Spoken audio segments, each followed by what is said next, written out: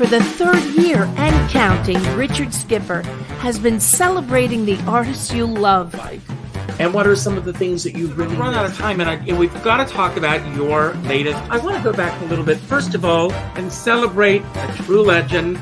Richard Skipper is all about celebrating life, art, and his guest body of work. And did you pursue performing opportunities while you were in high school? Please join us while he showcases these diverse and talented individuals. Here's Richard Skipper. Happy Thursday, everyone. Happy St. Patrick's Day. Happy whatever it is that you're celebrating today. Who or what are you celebrating? For those of you who are here for the first time, welcome. My show is all about celebrating life, celebrating art, celebrating whatever it is that we can find to celebrate these days. And I do believe that there is a lot to celebrate, only if we take the time to do so. And I'm so excited about the show that we're going to have tonight because we are going to be celebrating Billy Terrell and the other side of rock and war. And in 5 days, all of you will be able to see him live at the Triad on 72nd Street in Manhattan. But tonight, you get to see him virtually right here at Richard Skipper Celebrates. Billy, I am so thrilled that you're here tonight. And I want to begin by asking you, besides St. Patrick's Day, you may be Italian, but tonight you are Irish. So, well, my mother was Irish and Scottish, so I do fit in. Yes. So who or what are you celebrating today? Life. Life. That's Life. Wonderful. Every day I celebrate life. Now, as I do with all of my shows, I start with a random question. So I pulled a random question that I haven't even looked at for tonight. And the question is, if you could instantly be an expert in a subject, what would it be? And before you answer the question, in my research on you, I think you are an expert. You are an arranger. You are a songwriter. You are a singer. You've been a stand-up comedian. You are a publisher. Is there anything that you are not an expert in? That I'm not. Well, money management. Now, let me ask you, Billy, what is it about those of us in this business that we are, for the most part, most of us are not experts in money management? My answer is very simple. I've been asked that question in a roundabout way many times, and my answer is always the same. Because those of us in this business, especially fellas like myself who have been in this for 59 years. I entered the business at 18 years old, and I've never done anything else. I believe that what the situation is, we don't believe we've ever done a day's work. We never considered what we do work. So it's difficult to take when you feel like your whole life's a vacation. You don't really relate to it as money. Although I have to say that now that I'm later in life, I'm a lot more responsible because I have to be. But I never considered what I did work. It was the process. The process always fascinated me. And I sold a lot of records I didn't get paid for. But I was never bitter because the process of working with some of the greatest studio musicians of the world, working on over 2,000 records, probably closer to 3,000, putting 59 records on the charts. That was such a marvelous achievement for me. And I never really bragged about it until tonight, but I think that's part of it. I listened to a lot of journalists along the road because I did a lot of promo and talked to broadcasters, journalists. I even had a nice sitting with Brian Kilmeade one time in Atlanta, and we never considered what we did work. Well, I'm going to say something about that. The word that I pulled up for today is drive, because that's something that you do have. And even though you and I may not consider what we do work, we work hard at what we do. Absolutely. We do work very hard, and the outside eye, people may not think that, because there are a lot of people out there who may look at what we do and they may not think that it's work, but it does take a lot of work to do what we do. Oh, And yes. there is, and it's very interesting. At the very beginning of your book, I love the fact that the first time that you did stand up, and there was a line in the book that really caught me. And I, thank God I wasn't drinking at the time, because I would have done a perfect spit take. And it's when you asked, you said you asked your mom if a friend could stay over or sleep over, and your mom made the comment, "We don't even sleep over," because of your financial situation growing up.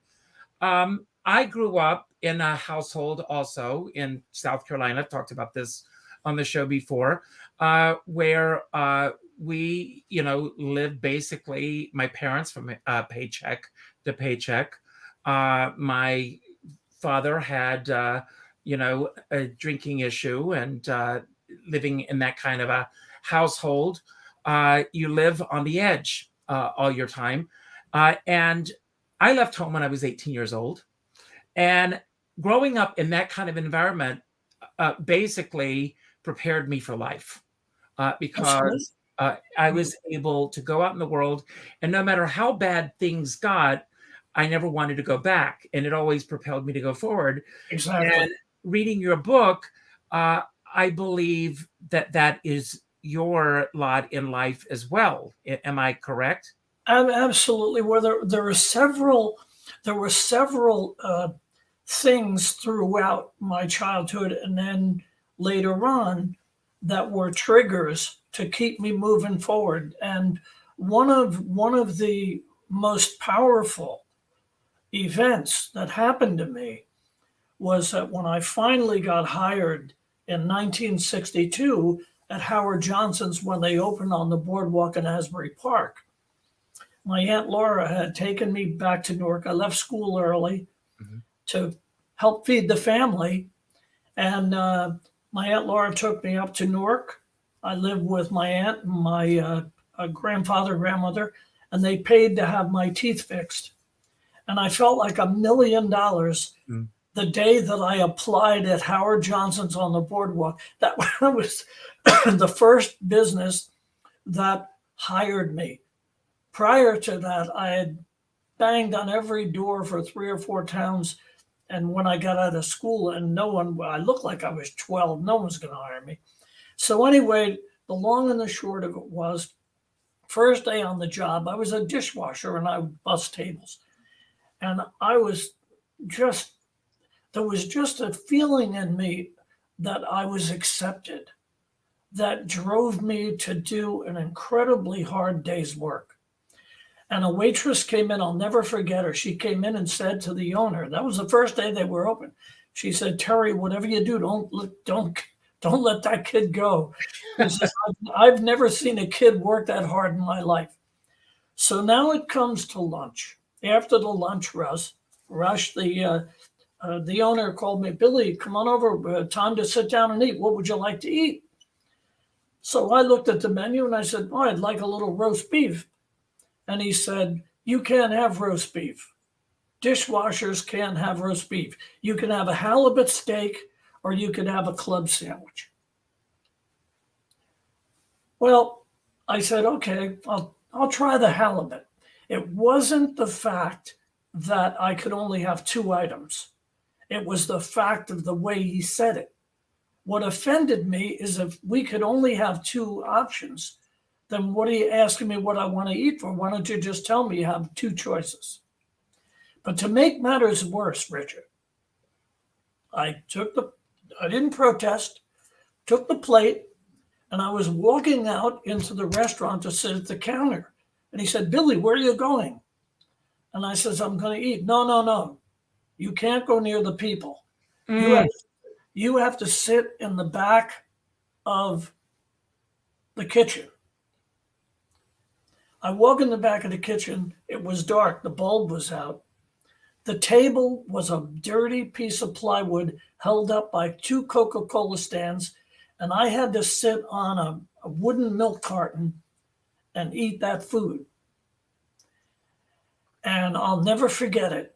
I ate the food and I said to myself that day, I don't know what I'm going to do right now, but I know one thing. I am going to find my way into a position so that no one for the rest of my life will ever be justified telling me that I'm not worth a little piece of roast beef for giving them a hard day's work. And I had a similar situation. I was working at Maxwell's Plum Restaurant. Do you remember Maxwell's Plum Restaurant? Actually not. Well, it was owned by Warner Leroy, son of Mervyn Leroy, same owner of Tavern on the Green. Maxwell's Plum Restaurant was, you and I will go at lunch one day, and I will tell you all about the demise of Maxwell's Plum Restaurant. I'd love to do that. Yes, but Maxwell's Plum Restaurant, I worked as a reservationist. All I needed to do was take reservations, and if a celebrity called, they wanted me to call page 6 to let them know that they were coming there. And we were given what was called restaurant food. And that was, we were not supposed to have anything that was served to the customers. Right. And so I ordered something for the menu one day, and Mr. Leroy blew a gasket. And so I called him into my little office and I said, please join me for lunch today. And he said, what's the occasion? I said, I want you to see what they're serving us. He had no clue. And from that moment on, they changed what they were serving the employees at Maxwell's Plum Restaurant. That's interesting. But in your case, they knew what they were serving them. They knew. Well, the food was good. I had no problem with that. And I had no problem, certainly no problem with the two choices. But it was the way they were presenting it to you. It was incredible. It was like, go to the back of the bus. I mean, that's really what it was. Take what we throw at you and go to the back of the bus, which I didn't relate to that way, but that's what it came out to be. But, I've never understood, and it's very much a part of the world that we live in, on every level, where someone, look at reality television, for example. Every reality-based show, starting from Survivor, which was the first big show that hit, right. Someone's going to get kicked off the island. Someone's cupcake is going to be better than someone else's. Someone's dress design is going to be better than someone else's. It's this idea that we live in a culture where someone is made to feel less than someone else. Yes. And it's every aspect of our culture is based on that premise. It's unfortunate. It's unfortunate because for the people that are thick-skinned, it's okay, but there's a lot of people that are like medium or thin-skinned, and it has more of a negative impact on their whole outlook on life. And in many ways, it holds you back. I was fortunate because I was born with enough talent to succeed. It was a hard road doing it, but I was so dedicated and driven to do that. Well, words right again. Yes, there it is. Well, I'm sure you did. You're a marvelous performer. I'm sure you had it at birth too. Well, but you still, you still get those daily knockdowns where Absolutely. people are knocking you down. I asked for a photograph of you at 5 to 7 years old, at which I'm going to share here. And there's a reason. There you are. And I love this photograph. The reason I asked for a photograph at this age is because when I look at a kid at this age, I see such a pure soul, hopefully. And I see before life begins to tell you who you should or should not be. And I look into those eyes, I look at that kid, and teachers start telling you who you should be, who you shouldn't be. Life begins to layer on you. It was just a few years after this that you're starting to put benefits together, which we'll get to in a moment. But tell us a little bit about this little boy at this age and who this little boy was in Newark, New Jersey. Well, my grandfather who came from Italy, and my father's father in 1902 through Ellis Island. He, till this day, is just the most marvelous person I can ever believe. He loved me, and my parents had a lot of difficulty. And my father went broke in 52, and they moved to the shore. And I had to stay back in Newark to finish a year of school. So I stayed with my grandparents. And my grandfather was just a marvelous, marvelous guy, very loving man. And my grandmother was the Rock of Gibraltar. She was very smart, very strong. You know, in the Depression, when my grandfather lost everything, my grandmother took in laundry, worked at the sewing machine every day. She kept things going. She instilled in me, it was a divided influence, which I believe really made a big difference in how I progressed. My grandmother instilled wisdom in me with just simple comments. And my grandfather instilled in me that somebody really loved me for me. And I always reflected back on Grandpa, because Grandpa was a very, very loving guy. Take me to the park every day. Even when I was 17 years old, when I lived with him to get my teeth all worked out, my grandfather still took me.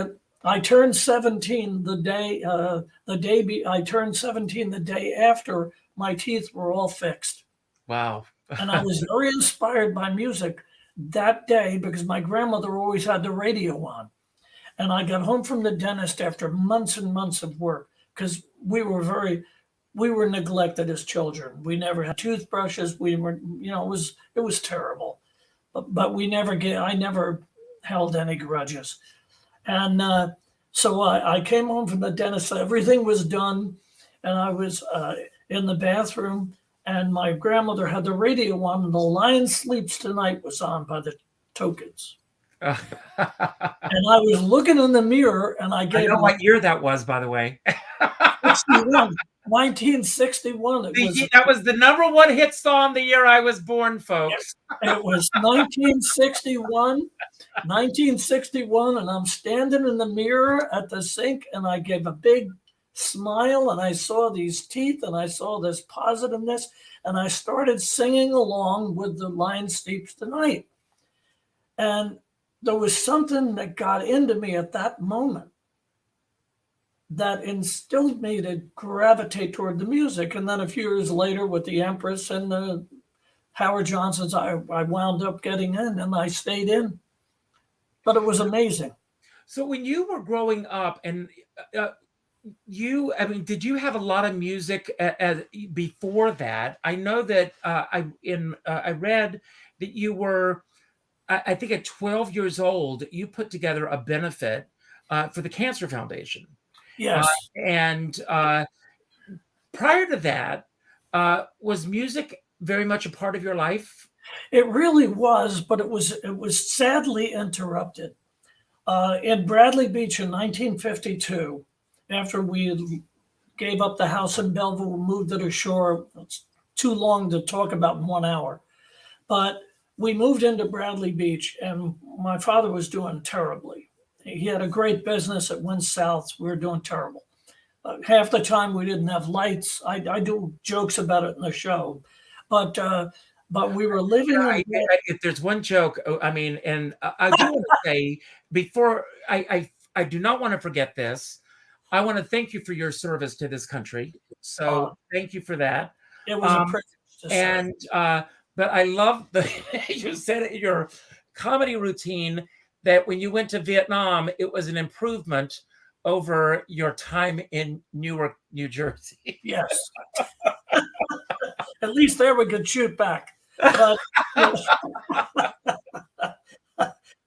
the truth of the matter is we were all lumped into it. We were all expendable, and we got along okay. So yes.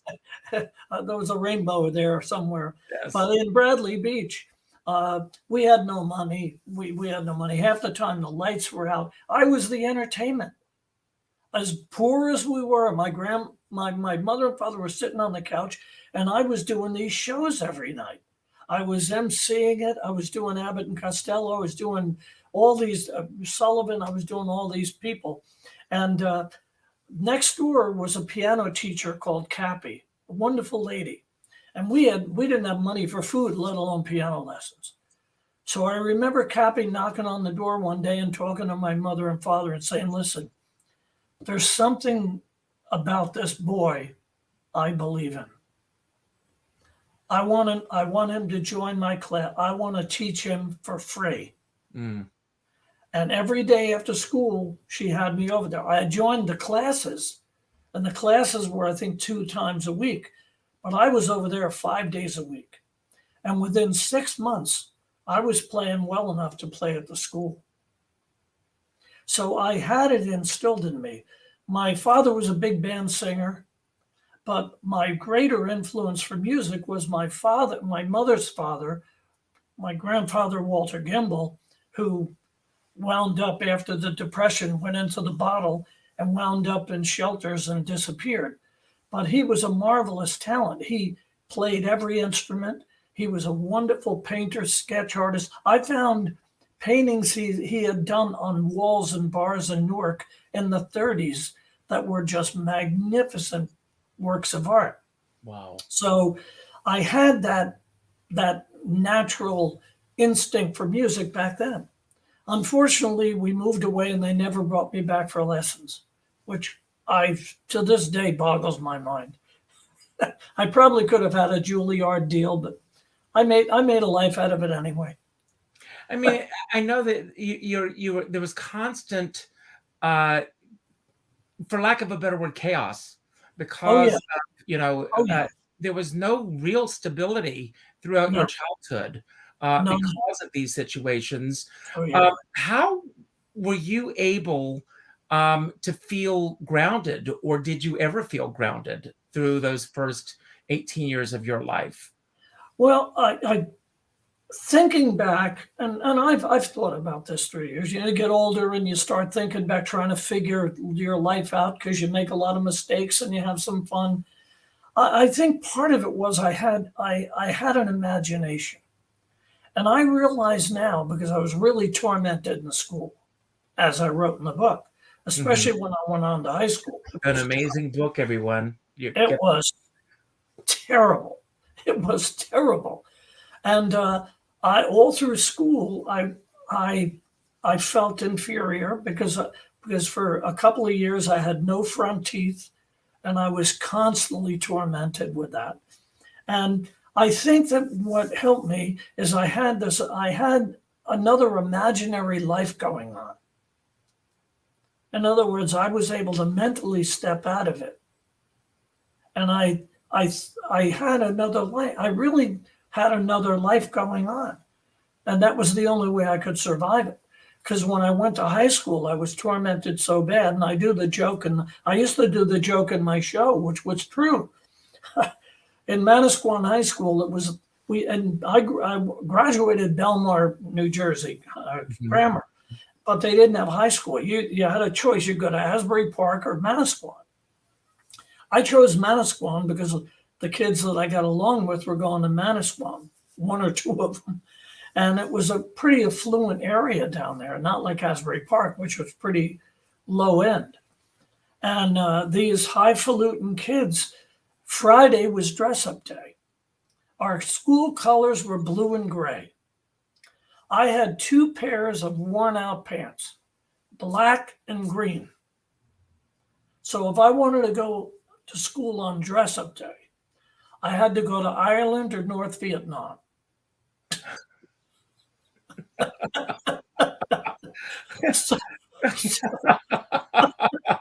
And what did you choose? So my God. I stopped going to school on dress up day because I kept getting thrown in the creek. I kept getting smacked. You're not loyal. You're not with the school. And it was incredible. So I think, to answer your question, I'm taking it a long way, but I think the fact that I had an imagination, and I had this, I had these dreams going on in my head. And it really bypassed what I should have been learning in school, even though I learned pretty quick. But I was so tormented with I was embarrassed coming to school the way I was. I was embarrassed that I was hungry all the time. I was embarrassed that I went to bed cold and hungry many nights. I felt bad for my younger siblings. And I just created this other dream of life, and I followed that. Wow. Wow. Absolutely. Well, that's how a lot of people get through so many people get through these difficult times in their lives by creating a fantasy world or everything. But but this fantasy world that you're creating for yourself, and I don't want to give away too much of the book because we want people to buy the book, and you're going to be talking about these things at the Triad as well. Yes. But at what point did you begin to think, I have a gift, and I think that I could make this gift a reality? When I moved from Howard Johnson's to the Empress Motel in Asbury Park in 1963, it was the Rat Pack days, the creme de la creme. And I was working 14 hours a day with one day off all month at the Empress. And it was a lot of entertainment. There was a nightclub and hotel almost on every corner. And I was working there as a busboy during the day and a room service waiter at night. And by the time it got to Saturday, once in a while, the band in the lounge used to like to get me up to tell a few jokes, sing Pennies from Heaven, and I had that pizzazz because I was really inspired by the greats, by Benny and Pat Cooper and everybody, and who I worked with, Pat Cooper and Jackie Mason, big influences, and I ended up doing gigs with them later in life, which was marvelous. Mm-hmm. And so one night, up in the Empress Motel in the lounge, and it was a classy place, and I'm doing my shtick. And at Convention Hall down the other end of the boardwalk was a big rock and roll show. Clay Cole, who was the Dick Clark of New York, Mm-hmm. he had a dance show, and he was the host, and they were staying at the hotel. So at the table was Clay Cole. It was Gene Pitney, Clyde McFadder, Paul and Paula, who had the #1 record at the time, and a guy named Brad Connolly, who was rooming with Clay at the Bryant Hotel on 54th and Broadway.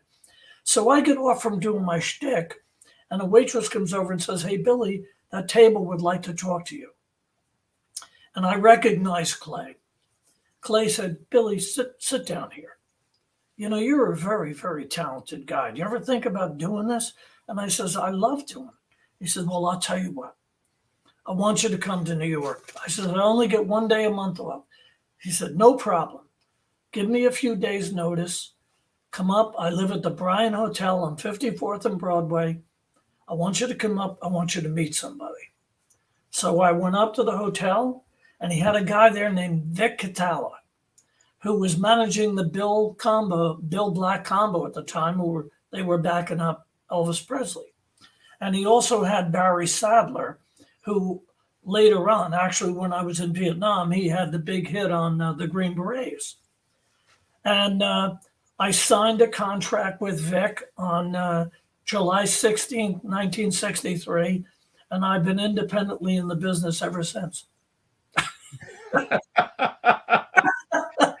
I want to talk there. I mean, again, there's so many things that I can pull out in this book, and I want to talk about the book as well. But I want to talk about your service to this country, Yes. and when the call came, and you went off to Vietnam, and the impact that had on your life, and how it affected not only you but your family at that moment. When that call came. Well, I was dedicated to serve. As a matter of fact, I had just signed with Kama Sutra Records at that time, and I was 20 years old. I had my first song recorded by the Duprees. and the label went to MGM and they got a distribution deal. They said, we're ready for a label because we just signed this group, The Lovin' Spoonful. They have a marvelous song called Do You Believe in Magic? We know is a smash record. We have a group called The Hassles, good group, but that piano player, Billy Joel, he's the end all. Mm-hmm. And we've got this kid, Billy Terrell. Whatever happened to him? He's all right. Really, I think he appears in Madison Square Garden from time to time. Yeah, no, he's all right. I think he sits out in Long Island in front of his motorcycle shop and hassles people for taking his picture. But he's a great guy. He's a great guy. As a matter of fact, he was playing piano on a Shangri-La's record back then that I sang background on. So anyway, and they said, we have this guy, Billy Terrell, who we believe is the next Phil Spector. And I'm really glad they were wrong about that one. So anyway, so now I'm ready to go. I get drafted. So they called me in the office the night before induction. And one of the rooms we used to write in, they had totally dark, but they had a black light in there, which lit up your shirt collars. And in one side of the room, they had a beatnik priest from the village banging on this gong, talking in tongues. And I never heard of such a thing. I thought there was something wrong. I said, I feel bad for this guy. Maybe I ought to throw him a couple bucks. No, lo and behold, in walks Monty Roth III. Oh my God. He's a friend of mine. Monty Roth III walks in, the flamboyant Hispanic hairdresser to the stars. He even did Johnny Carson as well as you know. I'm just sharing it for the audience. And Hi Mizrahi, the president of the company, says, sit down and cross your legs. And I'm sitting there with my arms and legs crossed. Monty Roth III had hair almost to the floor and a ribbon in it. He stands over me and pulls the ribbon out, and I'm engulfed in Monty Roth III's hair tent. And I'm looking through wondering what in the world. So finally I stood up. I said, what's going on? And a couple of the guys that owned the company said, Billy, you're on your way, 20 years old. You're great talent. You can't go in the army and go to war. You're going to upset your whole life. This is what I want you to do. And they handed me a pair of ladies' panties and a brown bag with a dead fish in it. This sounds incredible, but it's true. They said, when you go to the induction center tomorrow and you have to strip down to take that exam and you're sitting there, you're standing there in ladies' panties with a dead fish in it, there's no way they're sending you to Vietnam. And I turned the light on and I said pretty much verbatim, Richard, I said, guys, I deeply appreciate how much you believe in me and what you want to do for me. But I have to share one thing with you. My grandfather, Pasquale Torsiello, came here into Ellis Island in 1902, one of 8 children. He worked very hard. He met and married my grandmother, whose parents were from northern Italy. And he built a business. My grandmother helped him. He spoke English. And his success afforded me the luxury of being born an American. If I don't serve this country, in my heart, I would feel it's a travesty and it would be a slap in my grandfather's face and the face of the American people. I am going to serve. And if I'm one of the lucky ones, I'll come back. And if I'm not, so be it. But I'm going to serve. I walked out. True story. Oh, my God. Wow. God bless you. God bless I appreciate that. Thank you very much. Thank you. God bless you. Wow. And how long were you there? A year. I was there a year. Went over on the USS Walker, a troop ship. And they broke us up. We got to Cameron Bay. They broke Company A stayed in Cameron, lucky them. And Company B, we got moved into Phon Rang and then moved up to Tui while we were at our base camp. We did all of our operations from there for about a year. I was in the hospital a long time. I was in the hospital 3 times. I know. Yeah. I was in the hospital 3 times. And the first time was just incredibly. Now, when you came back, did you find that, I mean, obviously you are a different person. Let's face it. I mean, that does a number on you. I can't even imagine. I mean, the whole idea, I can't even wrap my brain around it. But obviously you are a different person. How does it impact the way that you live your life? I've been fortunate enough to, from where I sit, to talk with people who have been cancer survivors, people who have been in your position. It changes the way that you approach your life. What was the biggest change that it did in terms of the way that you went about the way that you approached your life? Well, taking into consideration that I was only 22 years old and I had been through all of this madness, and the fact that I wasn't near a major town in Vietnam like Saigon or Da Nang, or even I was in Nha Trang in the hospital, but I was so out of it. So, I didn't hear any news. I didn't hear any music. I had no idea. And of course, I went there in 66, came back in 67. And this was before the 10 offensive. So it was before the whole country turned on the thing. Mm-hmm. However, it was the beginning of turning. So I come home and having been raised on the World War II films and how, guys came home from World War II and there were flags and people were at the docks and everything. And Vietnam was so much different, the Vietnam War, because we came back individually. And the war was still going on. So what it did to me, the emotions ran very high, and it put me right into the bottle for a whole year. Because first of all, I had no idea the country would turn against me. I went back to New York and I was treated, I understand now that, hey, I was out of the pocket for 2 years. Music changed between 1965 with 3 chords, Hang On Sloopy, and then you moved to 67. And on one end of the dial, you got Jimi Hendrix and the Cream and the Jefferson Airplane. And on the other side, you've got the Fifth Dimension and you've got the Vogues and the Association. I felt like a fish out of water. Mm-hmm. I figured, where am I going to go? I was so distraught. But I went back to New York in my uniform. I was proud to serve. I didn't know that everybody turned against me. And I understand now, after so many years in the business, I do understand that I wasn't ready at that point to get back into the business.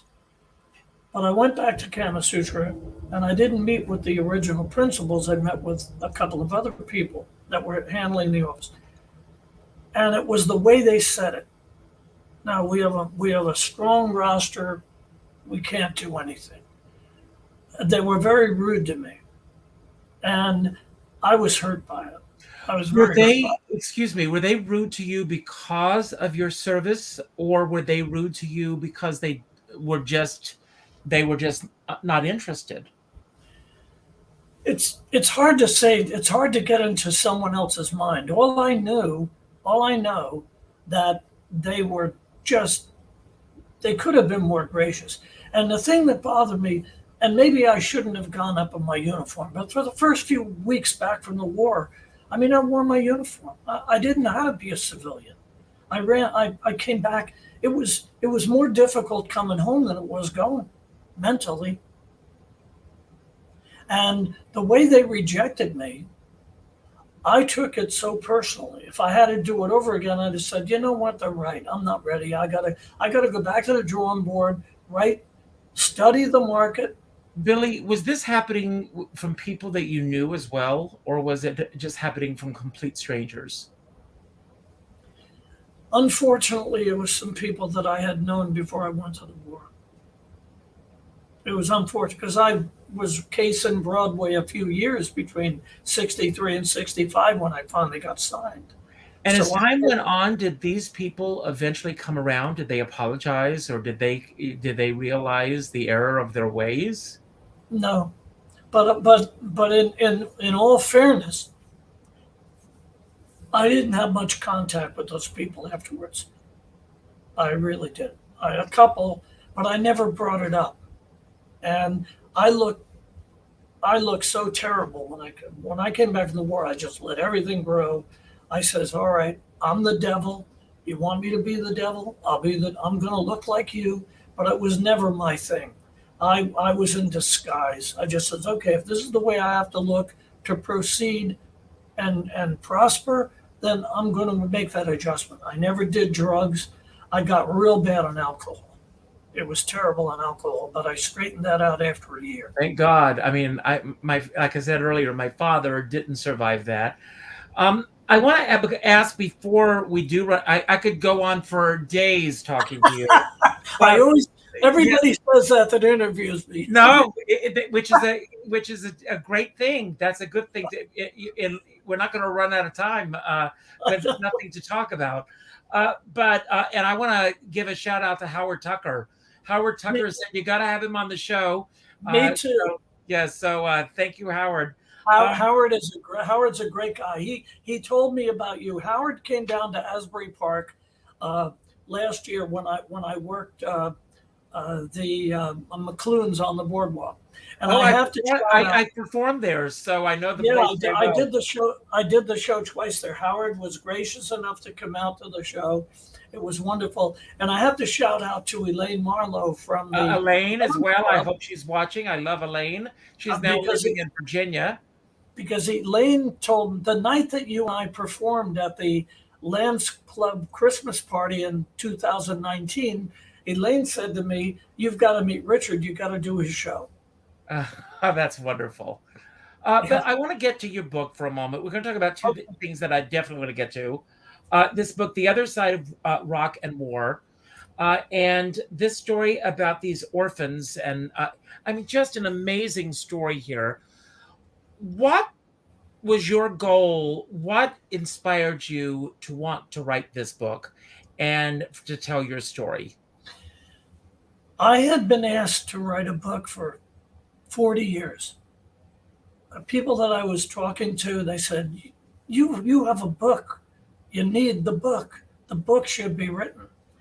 But I never felt comfortable approaching it for two reasons. One, I wasn't ready to I had the Vietnam so buried, I wasn't ready to revisit it. Mm-hmm. The other reason I didn't approach the book, and it sounds a little strange, but I wanted to wait until my aunts and uncles were gone, because I didn't want to throw my mother under the bus. My mother had a lot of emotional problems with alcohol. I found out later, she was terribly abused as a child, sexually abused by an older brother, lived a tormented life. And the infidelity, my father, even though he wasn't a good provider, he went along with it, which boggles my mind. I mean, anybody else would just say, I'm out of here. But he didn't abandon us. Even though he wasn't a good provider, we had a father, which we're very grateful for. So I didn't want to, I said, if I can't write that book, if I can't tell the truth, then I don't want to do it. It's the same approach I've taken, because some people have approached me about doing a film. And I said, well, I'll tell you one thing. If it's not going to be done verbatim, then I don't want to do it. It's not about money. I don't want this turned into a lot of fabrication that I'm some Audie Murphy, because I wasn't. And I don't want a lot of fabrication. So I'd rather not do it. So ultimately, what really pushed me forward, the photos that I had taken in Vietnam of these orphans, I had in a plastic bag for over 40 years. I couldn't, when Saigon fell, I was so distraught when we pulled out in 75. Even though I didn't want to see the thing go on, it was like I felt like the biggest loser in the world. I went in the closet, I took my uniform, I took my medals, I took my anything that I brought back from Vietnam, including my citations, put them in a garbage bag, tied it up, and stuck it out in the street for the garbage. Wow. So for 40 years, I hadn't seen these marvelous photos that had been taken. And when I finally when I got computer savvy enough to go on, I Googled one day Mang Lang Orphanage, not knowing what would come up. And it all came up. It's still there. The orphanage that we built and saved 110 orphans, displaced civilians, and Catholic nuns from a Viet Cong attack and brought them into Tui Wa. And we took up donations, and a lieutenant sent home to his parish. We got the money, and we built an orphanage, which is still there today. God bless you. That's incredible. But when I saw the photos, I said, my goodness, and you'll see them in the show on Wednesday, because the end of the show is all with the photos. And I believe that a couple of those photos probably could have gotten Pulitzer Prizes. They were just, they'll wrench your heart right out. So when I looked at the photos, then I contacted a nonprofit that had been going back to Vietnam supporting orphanages. And I saw online that they went to our orphanage. So I started doing them, and then I said, it's time. So fortunately, I was able to hook up with Rich Podolsky. Mm-hmm. And Rich Podolsky wrote Neil Sedaka's book. He wrote Don Kirshner's book. And I got with Rich, and we were able to do this book, and I'm very proud of it. Well, you should be. It's a great book. And did you, and then you got someone, let me see, named Frankie Avalon. Avalon. Frankie oh my Avalon. God, Frankie. Frankie Avalon. To write the forward for the book. Oh my God. I'm joking, of course. Everybody knows Avalon. I'm joking. I know. I'm a huge Frankie Avalon fan. So you got him to write the forward for the book, and the story. I mean, the story of you. Spoiler alert! Can we give a little spoiler alert? The what? Can we give a little spoiler here? Sure. You had reached out to Frankie Avalon, and you somehow, through a little manipulation, got him back on the charts, and Yes. had something to do with him being in the movie Grease. The movie Grease. Well, actually, a record label that I was doing music for in New York, Delight Records, I was doing a lot of R&B. I've had a lot of R&B success, with the Moments, the Manhattans, and I've had a lot of R&B songs. And the label called me one day and said, some friends of ours, I won't elaborate on that, some friends of ours asked us to see what we could do with Frankie Avalon to get him going. I didn't know until the Billboard book came out of #1 records in adult contemporary records that Avalon, a month before that, was ready to sign a gig at a hotel in Hawaii to work a lounge for 6 nights a week. And the record label said, they're asking us to do something with Frankie Avalon. What do you think? I said, sign him. They said, what are you going to do with him? They thought I would say, forget it. They'd go back to their friends and say, we can't do it. Our producer said, I said, Freddie, sign him. I'm a huge Avalon fan. I know just what to do. So we had the meeting. They loved the song I wrote called Somewhere Over Arizona. Wonderful song that I wrote with a guy named Ebby Woolley, friend of mine. But we were making the deal, and I said, let me stop you guys a minute. I said, Frankie, I found this disco beat coming in, and I had a big disco record earlier that year with Benny Troy, I Want to Give You Tomorrow, which is still being played. I found this beat, and I asked Alan Schwartzberg at the section, the drummer. He was doing this open hi-hat thing during the song, and I said, Alan, you know what? Keep that going through the whole song. And I'm not taking credit for creating that, but for many, many records for the next 3 years, everybody kept that hi-hat That's going. right. So I said, Frankie, I think we need to do Venus again. And he said, wait a minute. I've been asked to do it. I don't want to. I says, believe me, I know how to do it. We'll do it with this new beat. And I said to the label, I said, look, I have a great rapport with these wonderful musicians. I will cut that track as the last song on the date. I won't take more than 10 minutes. If you don't like it, don't do it. We'll throw it out. He put his voice on it, and in 2 weeks we were on the charts, and we bolted to #1 in a month. And he was working all over the country. And I remember when we went out to California to do the album, we're recording at night, and United Western with Chuck Britz, by the way, who did all the Beach Boys records.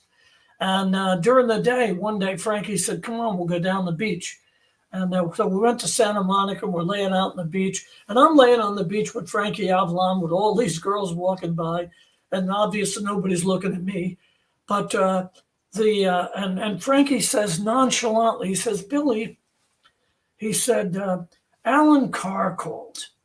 And he offered me this cameo in the film version of Grease. He says, I don't know if I want to do that. I jumped out of the sand. I said, Frankie, trust me, that is your meat and potatoes. You should do it. He says, you really think so? And I said, Frank, have I steered you wrong yet? He said, no, you haven't. I don't want to take credit for him doing it, but he did it. And that was it. And he never lost a step. He hasn't lost a step yet. That's great. And how many people can say that they were on a beach with Frankie Avalon? It was unbelievable. Because I admired him so much as a kid. Venus, I wrote in my book, graduation. I only graduated the grammar school, but in the book, I remember 1959, they had my favorites, Lloyd Bridges, because I liked Sea Hunt till his hose broke, but that's another story. And I liked, my favorite song was Venus by Frankie Avalon in 1959. And I wind up bringing the song back to #1. Only in America. And that's all about Drive, folks. And we're going to give away, you're going to autograph the book to our lucky winner. Am I correct? Absolutely. Personally autographed. So all you need to do is put in #Drive. And I've got some questions. This is my homage to James Lipton inside the Actors Studio. So Billy, I've got some questions for you. Some random questions that I pulled here. Okay. So the first question is, what is the best and worst thing about the day you had before we went live tonight? In my life? No, today. What was the best thing about today and the worst thing about today? The weather was the worst. That's true. That's true. But the best was preparing for this opportunity. Well, thank you. I appreciate that. I'm all about gratitude. So I'd like you to list 3 things that you are grateful for. Well,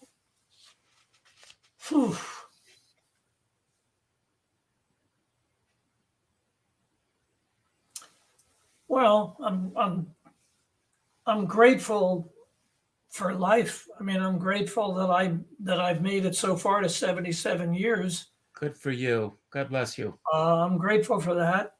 I'm still grateful that I was fortunate enough to be born in a wonderful country and enjoy the greatest memories, because I still believe that there never was and never will be a time between 1940 and 1980 because of the wonderful music and memories and films and stage and all of that. It's so unfortunate how it's kind of diminished and we're in a different environment. I agree. And I'm not going to be judgmental about that, but by the same token, I'm so great that I had those memories. I mean, I'm grateful for my memories. I am too. I have the greatest memories, good and bad. I have the greatest memories, and that's a big deal. So one of the people that I interviewed a couple of months ago was an incredible woman named Patricia Stark. She has a book called Confidence, CALM, Fidance. And she talks about a confidence team, those people that instill confidence in us.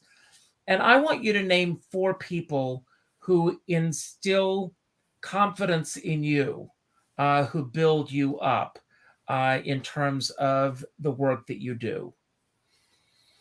Well, most recently, I'd have to say Elaine Marlowe. Who I love. Yes, Elaine, we love you. Certainly. Wonderful person. Gets it, you know. I would have to say, you know, funny, I'd have to say Pat Cooper was one. Oh, okay.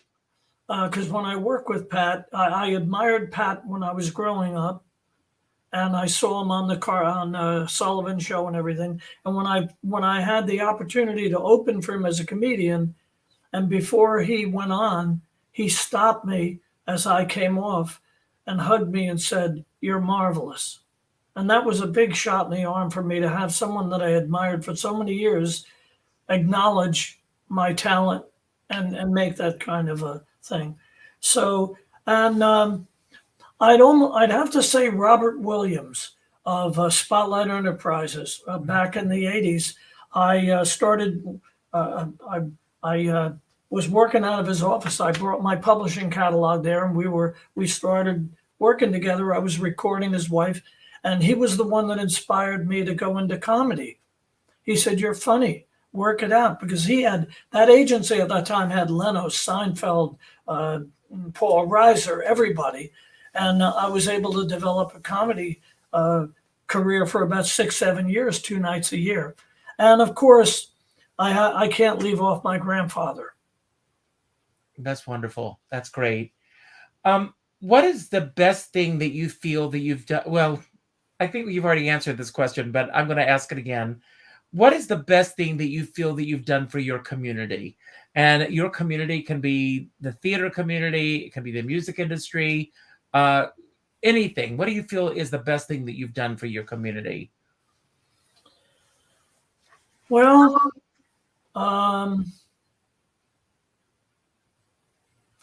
I think at this point, I think the honest answer is the last few years, I've been bringing, with my lectures after my book, I've been bringing into light the humanitarian side of the Vietnam War that was overlooked by the media so devastatingly. And I take a lot of pride in all of them, and I'll do it again at the Triad.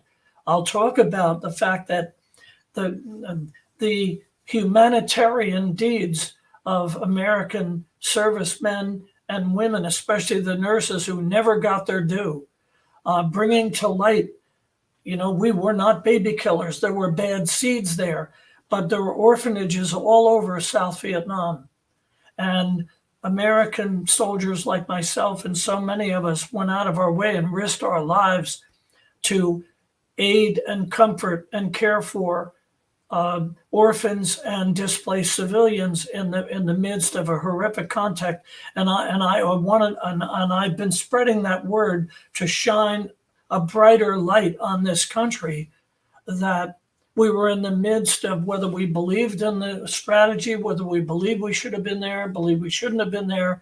The bottom line is we were there, and many of us went beyond the call and risked our lives to help people caught in the fray. Well, God bless you. And I think that's one of the most important things that I'm doing, and it is resonating. Well, and, important. Thank you. Very important. I appreciate that. And you talk about this in the book, and we talked about this earlier in the evening, but I want to ask you again, what do you feel was the poorest moment that you felt, let's say financially in your life, or it could have been emotionally, and how did you get through it?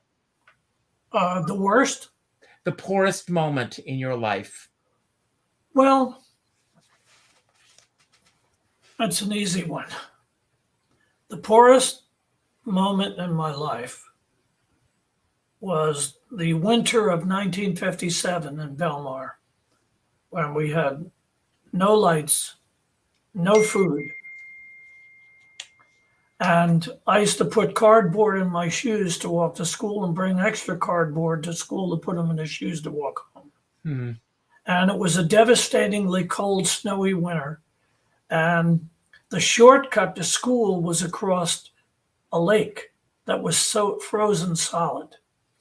And I was really being bullied terribly.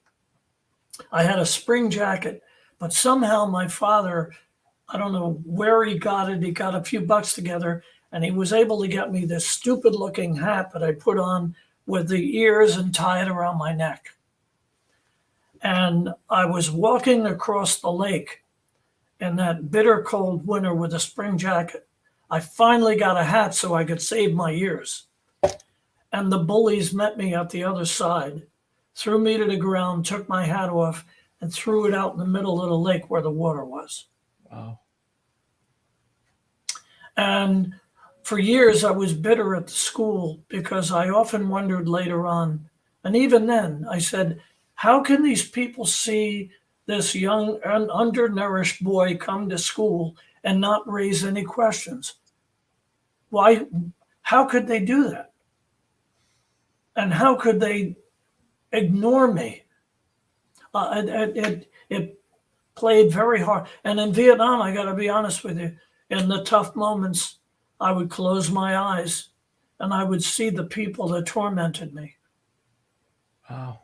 Wow. And I kind of wish they were there so I could give them what they deserved. Of course, I feel a lot differently now. Yeah, well, life does a funny way of handling that.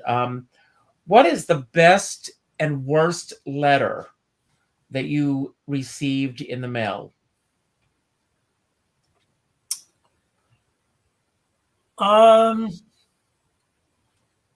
Well, the best, I didn't receive it in the mail, but the best document I ever got was in 2012 when I was invited to the Vietnam Memorial celebration in Homedale, New Jersey, and I was awarded the Vietnam Service Medal and the Distinguished Service Medal from Governor Christie.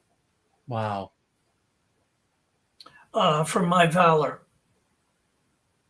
That's great. In the war, which was remarkable. That's great. And the worst, I guess, actually the worst was when my second wife walked out, and I had a wonderful stepdaughter that I loved, and I didn't want to lose her, but we did. And the day that I settled myself, and then when the guy showed up with the papers, the divorce papers, Wow. that was rough. Oh my God, I can't even. Oh wow, wow. Well, I've got to ask you, what is the recurring dream that you most enjoy? There are a few. Yeah, there are a few. I think, interestingly, it would be the disco days, because I became a very successful producer in the disco market. And one of the dreams I have, I wrote and produced a big song called Rio de Janeiro with Gary Chris, which was a huge disco record in '78. And all the key DJs at 54 and Regine, and you know the whole drill. And Jim Burgess, who was the DJ at Studio 54, called me and said, Billy, I got to tell you, Barry Manilow comes in a couple of times a week. And the first thing he does, he comes up to me and he says, play that Rio song. He loved Rio de Janeiro. And Jim said, Barry said, I got to write a song like that. And then he comes out with Copacabana. So So we owe that to you as well. I don't know if that's true or not, but I kind of think there's a good chance. And Jim Burgess says he even thought that Barry was inspired by Rio de Janeiro to write Copacabana, and that's, to me, that's a wonderful honor. If it's true, it's an honor. It's a great nod to you. I'm going to take it. What is the hardest decision that you've ever had to make in your career? There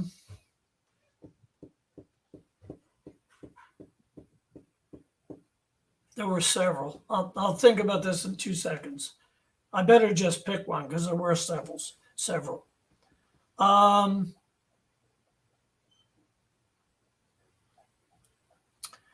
I think not being strong enough and wise enough to challenge the brutality of just blatantly ignoring owing me money. And actually, no, I can pin that down, Richard, because my second wife, the thing that put the nail in that marriage was that I had produced a record with the Rhythm Makers at Delight, and I wrote a song called Soul on Your Side. And when the label was going to switch distribution, they weren't really interested in continuing with the Rhythm Makers. So the Rhythm Makers took the basic music track that I had written, and they wrote a song called Disco Nights to it. And it sold 5 million records. Wow. And they never credited me. And I didn't have a case. I went to federal court, and I didn't have a case because the copyright law had changed to where sound recordings, they were being challenged so much that they were copywriting the whole sound recordings as opposed to just a lead sheet with the melody and lyric. And that's all I had. And it was very difficult at that time because it just let the wind out of my sails. I had to regroup, and it put the nail in the marriage unnecessarily. And I lost an enormous amount of money. And it took me a couple of years to kind of come around and finally produce a few records that caught on in other countries. And I pulled myself up, but it was not easy. Wow, I can imagine. And this is my last question. So this is your last chance, everyone. #drive to win this book. What is the nicest thing that anyone has ever said to you in this business? Wow. You're a mensch. Well, I'm going to say it again. You are a mensch. I appreciate it. So we're gonna give away this. Okay. I'm gonna stick my hands up here so everyone knows that I am not giving away. That I'm not picking the winner. Pam Stubbs is our winner. She wins. I'm going to tell you something.